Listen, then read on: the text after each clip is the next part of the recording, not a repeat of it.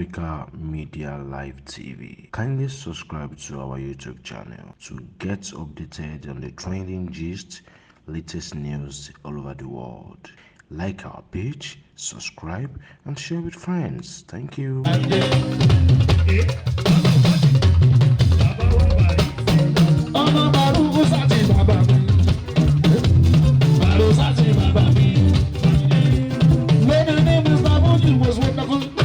He was excellent, adorable, worthy of worship. He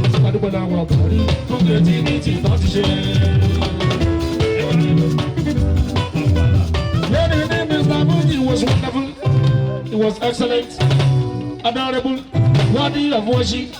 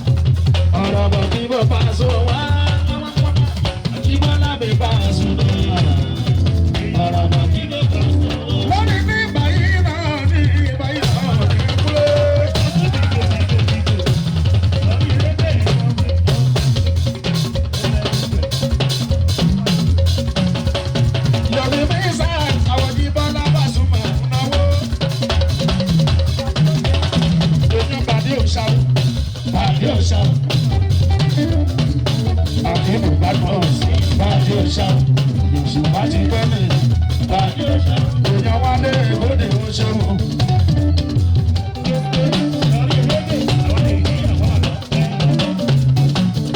èèyàn wálé ìyọ̀mọ̀ lọ́dọ̀ oṣòwò. èèyàn bọ̀ lọ́dọ̀ ọmọ lọ́dọ̀ òfẹ́ mi. èèyàn mọ́bì oṣòwò. èèyàn tí mi fẹ́ ra gámọ̀ tí mi fẹ́ ra gámọ̀.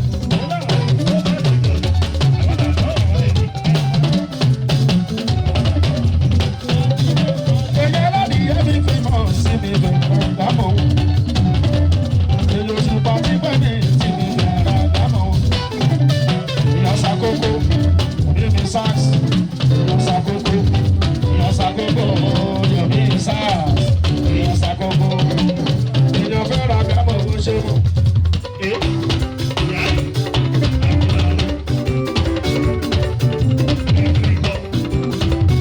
èèyàn tó wá lẹ́nu wà lẹ́yìn of London. wálé o. I remember when I was no good. When the going was from better. I remember when I was no good. I never thought I'd be somebody. I remember when I was nobody. When the going was from better. I remember when I was nobody. Then I never thought I'd be somebody. You know me? I was crying, I had no shoes. I was crying, I had no shoes. Not until I saw someone without legs. Not until I saw someone without legs. I was crying, I had no shoes.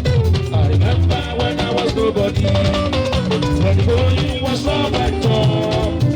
I remember when I was nobody. I never thought I'd be somebody. Oh, I am an